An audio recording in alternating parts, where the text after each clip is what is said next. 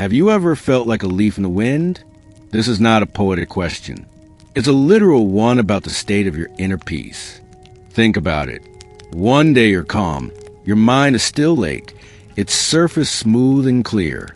And the next, a single word, a single glance, an unexpected email, a single event, and a storm erupts. The waves crash.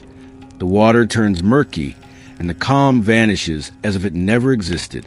And in the midst of that internal chaos, you wonder, why are we so fragile? Why can the well-being we work so hard to build be demolished so easily by something completely outside of us? Why does our inner peace seem at the mercy of external weather? Listen carefully. You are not alone in this feeling. It's not your weakness. This fragility is the silent epidemic of our time, the undiagnosed malaise of the modern era. We live in an age of incessant noise, a perpetual storm of information, judgment, and expectations on a scale never before seen in human history.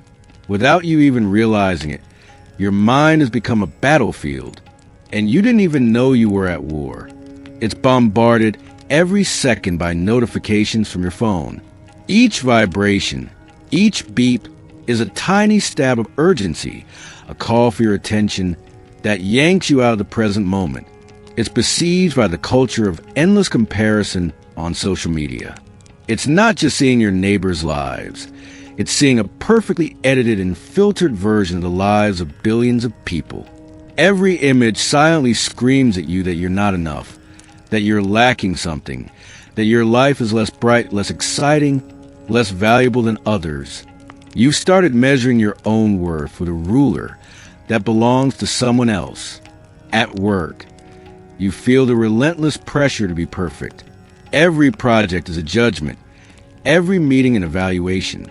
The fear of making a mistake, of falling short, of being replaced becomes a constant background hum, the engine of your workplace anxiety. From your loved ones, from your family, you feel the invisible weight of their hopes, their dreams for you, and sometimes their silent disappointments. The desire to not let them down becomes a heavy burden you carry on your shoulders. The world shouts its opinions at you about politics, about the economy, about how you should live, think, and feel. The news presents you with an endless parade of crises, catastrophes, and threats, training your brain to always expect the worst. And your mind, in a desperate attempt to process it all, becomes confusing echo of thousands of foreign voices. You've lost yours in the process. You no longer know if your fears are truly yours or they're just the echo of society's fears. You live reacting. Your life has become a series of instinctive reactions. You jump when your phone rings. You defend yourself when you sense criticism. You worry when the news is bad. Your nervous system, designed to protect you from saber-toothed tigers, is now in a state of perpetual alert, triggered by a passive-aggressive email or an alarmist headline. You're waiting for the next blow, the next bad news, the next critique. And to this constant state of agitation and defensiveness, to this knot in your stomach, to this heart that sometimes beats too fast for no apparent reason, we've given a name, anxiety. But listen carefully to this truth. Anxiety is not a flaw in your system. It's not a weakness of your character. It's the inevitable and logical result of having handed over control of your inner peace to the outside world. You've given the keys to your well-being, to your serenity, to factors you cannot and never will govern. You've built your house on the slope of an active volcano and wonder why you feel the ground shaking. But what if I told you there's a rule? One single mental law, as ancient as stone and as sharp as a steel sword, designed not just to manage anxiety, but to destroy it at its very root. What if I told you that over 2,000 years ago, in the midst of a Roman Empire plagued by plagues, civil wars, palace betrayals, and a daily brutality we can barely imagine, a group of extraordinary individuals discovered the secret. An emperor, Marcus Aurelius, the most powerful man in the world, who wrote his personal notes on calm and duty while leading his legions through the cold and dangerous frontiers of Germania. a crippled slave, Epictetus, who was tortured by his master, and yet taught that true freedom doesn't reside in the body but in the mind. A fabulously wealthy playwright and political advisor, Seneca, who navigated the treacherous waters of Emperor Nero's court and, when condemned to death, faced it with a dignity and calmness that became legendary. These men did not merely survive a world far more brutal, uncertain, and violent than ours. They thrived. They found serenity, an inner strength, an equanimity that today seems almost superhuman. And they didn't do it with stone walls, armies, or riches. They did it with an invincible mental architecture. Welcome to the true source of Stoic power. Welcome to the rule that can restore your control. The core of this wisdom, the heart of this strength, is a concept both simple and yet radically transformative. Imagine this. Your mind is a citadel, an inner fortress, an impregnable sanctuary to which you can retreat at any time, no matter how violently the storm rages outside. Think about your mind right now. It probably feels like an open marketplace, without walls or gates. Anyone can enter. An angry colleague, a critical family member, a terrifying news headline, a painful memory. They come in, they shout, they leave their emotional garbage behind, and then they leave you to clean up the mess. You live in a city without defenses, perpetually raided by external invaders. Stoic doctrine does not ask you to defeat all invaders. That's impossible. It asks you to build walls, to raise a drawbridge, and to post a guard at the gate. That guard is you. Your reason, your ability to choose, to decide who and what enters the sacred confines of your mind. Marcus Aurelius wrote this for himself, not for us, in his private meditations, those notes penned by candlelight in the midst of war.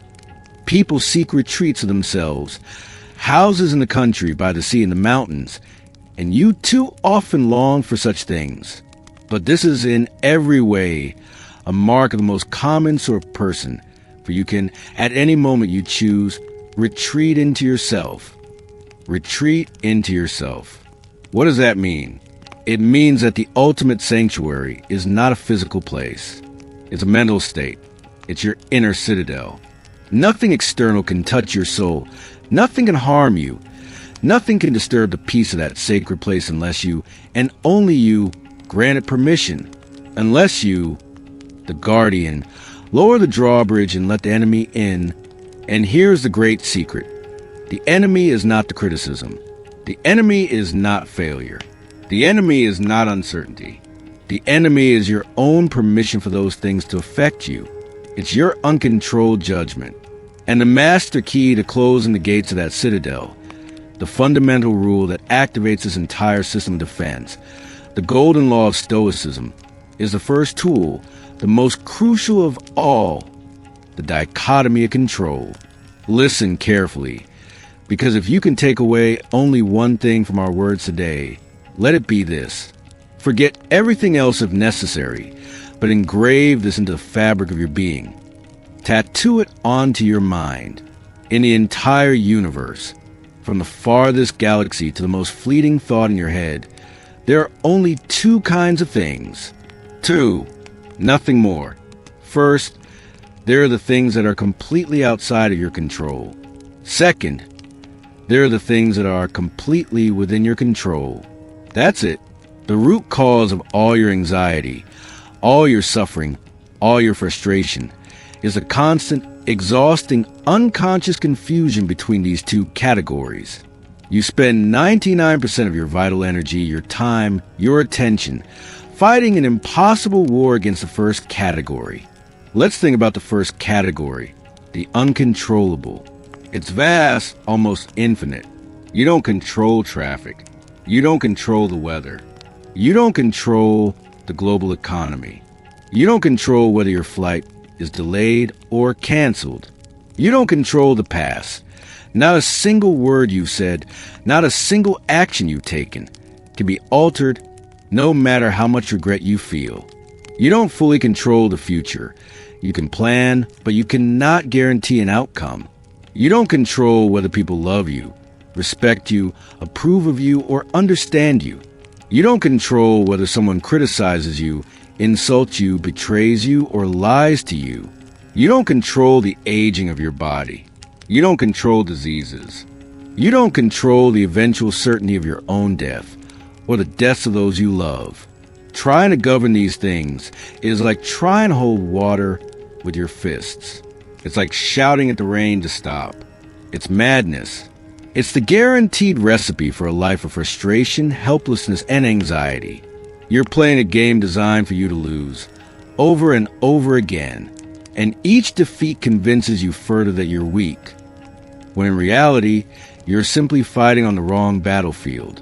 Now, look at the second category. At first glance, it seems small, almost insignificant compared to the immensity of what we cannot control.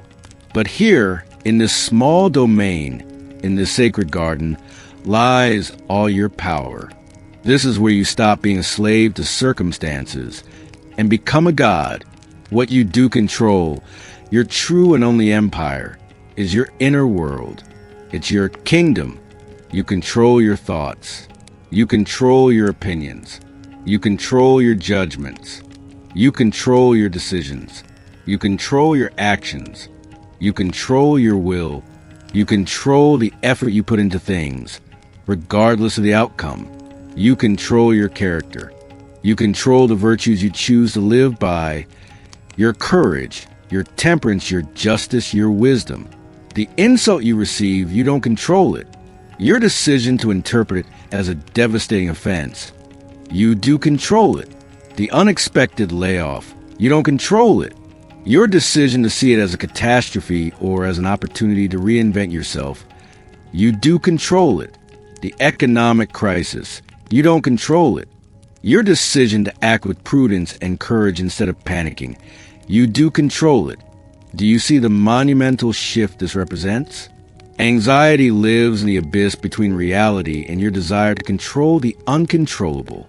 By applying this rule, by making this distinction consciously and consistently, you close that abyss. You stop bleeding energy on lost battles. You withdraw your armies from foreign lands where they are always defeated, and you concentrate them in your own homeland, in your citadel, where you are the absolute sovereign. You stop being a victim of circumstances and become the architect of your responses. This brings us directly to the second tool, which is a natural and powerful consequence of the first, the power of your judgment. The Stoics understood a profound truth that modern psychology has taken 2 millennia to rediscover and rebrand. It's not events that harm us. It's our judgments about events. Imagine that an external event, a criticism, a loss, a failure, is an arrow fired in your direction. Most of us believe that pain and suffering come when that first arrow hits us. But the Stoics would argue that the true suffering, the agony that lingers, comes from a second arrow, an arrow that we fire ourselves. The first arrow is the event. It's objective, neutral, a fact of the world. I lost my job. Someone spoke badly of me. The plan didn't go as expected. I received a medical diagnosis. These are facts. They are the first arrow. It's inevitable that in life we'll receive some of these. The second arrow is your judgment about the fact. It's the story you tell yourself about what that fact means. I lost my job, and therefore I'm a failure. My life is ruined. Someone spoke badly of me, and therefore my reputation is destroyed, and no one will ever respect me. The plan failed, and therefore I'm incompetent and worthless. That second arrow, that judgment, that story, is the one that contains the poison. And that second arrow, you fire it. Always. The event is a rock in the road. Your judgment is what turns it into an insurmountable obstacle that makes you fall, or into a step that you use to propel yourself higher. The power to choose that judgment, to write that story, is the ultimate human superpower. It's not about denying reality of the first arrow, but refusing to fire the second. Let's apply these two tools. the dichotomy of control and the power of judgment, to the battlefields of your daily life. Let's make it practical. First scenario, the toxic boss or colleague. Imagine the scene. It's Monday morning, you're in a team meeting.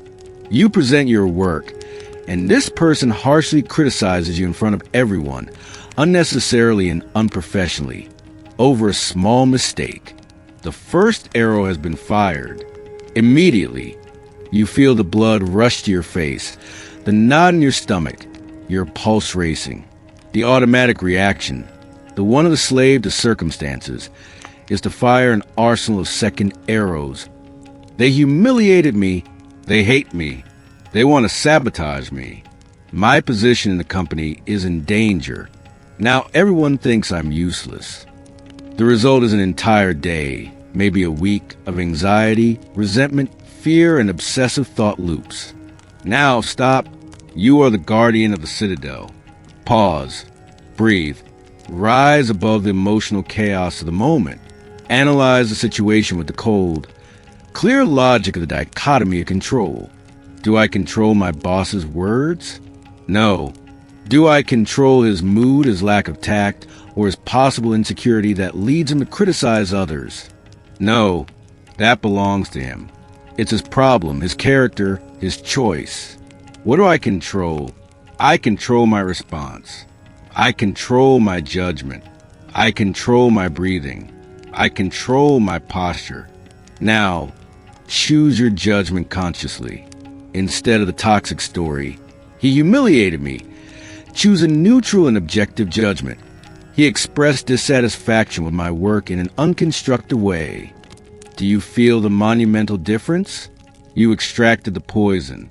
The first judgment made you a passive victim. The second makes you a strategic observer. Now you can act from reason, not from wounded pride. You can analyze the criticism objectively, see if there's any useful truth in it, learn, correct the mistake if necessary, and move on with your day. Their negativity, their drama, bounces off the walls of your citadel. You haven't given it permission to enter. Their arrow fell harmlessly at your feet. Second scenario, the abyss of social media. You post something that matters to you, something that makes you vulnerable, a project, an idea, a photo, and a complete stranger, an anonymous profile, leaves a cruel, sarcastic, or insulting comment. The first arrow. The immediate impulse is to feel personally attacked, to doubt yourself, to get angry, or worse, to engage in a useless comment war, wasting your vital energy on a shadow in the digital world. Apply the Stoic rule. Pause. Before reacting, analyze. Do I control the opinion of an anonymous person on the internet whom I don't know and will likely never meet? No. Do I control their unhappiness, their boredom, their need to hurt others to feel better? Definitely not. What do I control? I control the value I assign to their words. I control the delete or block button. I control my decision to close the app. Choose your judgment. Instead of this person thinks I'm stupid, and maybe they're right, choose. A sequence of pixels has appeared on my screen, generated by a consciousness I don't know and whose motivations are completely alien to and frankly irrelevant for my life and mission. That person's opinion is a puff of smoke in a distant land. Your character, your work, your worth are the mountain. Don't let the smoke stain the mountain. Close the app and return to your life, to the real world, to the things you can control. Your next creation, your kindness toward the people around you, reading a good book, your own growth. Third scenario, perhaps the most common, anxiety about the future or money. It's 3 a.m. The world is silent, but your mind is a hurricane. You're awake, staring at the ceiling. Your mind races, playing the terrible game of what if? What if I lose my job? What if there's an economic recession? What if I can't pay my bills? What if I get sick? You're suffering over tragedies that haven't happened and, for the most part, never will. You're living the pain of 1,000 possible futures instead of living in the only present you have. Apply the Stoic rule. Get up, turn on a dim light, grab paper and pencil, and brutally divide the list into 2 columns. Column 1, outside my control. Column 2, within my control. In the first column, write the stock market, my company's global decisions, the interest rates set by the central bank, a potential global economic crisis, the emergence of a new disease. Look at that list. Recognize that worrying about it is useless. Its energy burned in vain. Now, focus with laser-like intensity on the second column, within my control, and write my monthly budget, my expenses, my active pursuit of new skills to become more valuable in the market, my work ethic today, my savings plan, however modest, my professional network, my physical and mental health, my ability to live with less if necessary and find happiness in simplicity. Stop wasting your energy on the first list. Pour all your attention, all your strength, all your intelligence into the second. Every time your mind drifts toward panic over the uncontrollable, bring it back, kindly but firmly, to action on what you can control. Anxiety feeds on helplessness and speculation. Focused action on what you can do stars it. This, my friend, is transformation. This is what it means to be stoic. It's not about becoming insensitive, cold, or apathetic. It's not about not feeling. It's about feeling what's important and being immune to what isn't. It's about consciously choosing where you invest your most precious resource. Your attention, your energy, your life. It's about stopping being a thermometer that simply reflects the room's temperature and becoming the thermostat that sets it. Stop fighting battles you can't win in territories that don't belong to you. It's a losing strategy. Withdraw your forces from the chaotic, noisy outside world and concentrate them in the one realm where you are the absolute sovereign, the only place where your rule is law. Your mind, your inner citadel. The next time the storm arrives, and it will, because life guarantees storms.